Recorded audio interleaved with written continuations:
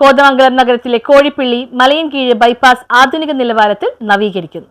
Kozhippally Malayinkeezhu bypass ആധുനിക നിലവാരത്തിൽ നവീകരിക്കുന്നു. കൊച്ചി ധനുഷ്കോടി ദേശീയപാതയും കോതമംഗലം പെരുമ്പൻകുത്തുമായി ബന്ധിപ്പിക്കുന്നതാണ് പ്രസ്തുത റോഡ്. 1.25 കിലോമീറ്റർ ദൂരം വരുന്ന റോഡ് 9.5 മീറ്റർ വീതിയിലാണ് ആധുനിക നിലവാരത്തിൽ ടാർ ചെയ്ത് നവീകരിക്കുന്നത്.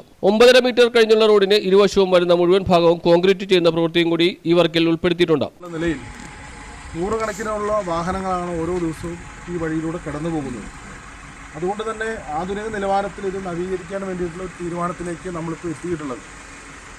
നമ്മൾ 2 കോടി രൂപ ചെലവഴിച്ച് ഞാൻ ആദ്യം സൂചിപ്പിച്ചു.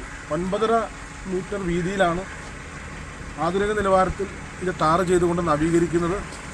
അതോടൊപ്പം തന്നെ ഇരു സൈഡിലും അതിന് ശേഷമുള്ള പ്രദേശം പൂർണ്ണമായി കോൺക്രീറ്റ് ചെയ്യുന്ന പ്രവൃത്തി കൂടി ഈ വർക്കിൻ്റെ ഭാഗമായിട്ട് നമ്മൾ ഉൾപ്പെടുത്തിയിട്ടുണ്ട്. അതോടൊപ്പം തന്നെ വലിയ വെള്ളക്കെട്ട് രൂപപ്പെടുന്ന മലയൻകീഴ് ജംഗ്ഷനിൽ കൂടാതെ മലയൻകീഴ് ഭാഗത്ത് 150 മീറ്ററോളം ദൂരത്തിൽ ഡ്രെയിനേജ് വർക്കും അതോടൊപ്പം തന്നെ റോഡ് സേഫ്റ്റിയുടെ ഭാഗമായി റിഫ്ലക്ടർ, സ്റ്റഡ്, സൈൻ ബോർഡുകൾ, സീബ്ര ലൈൻ, റോഡ് മാർക്കറ്റിംഗ് അടക്കമുള്ള പ്രവൃത്തികളും ഉൾക്കൊള്ളിച്ചാണ് ആധുനിക നിലവാരത്തിൽ റോഡ് നിർമ്മിക്കുന്നത്.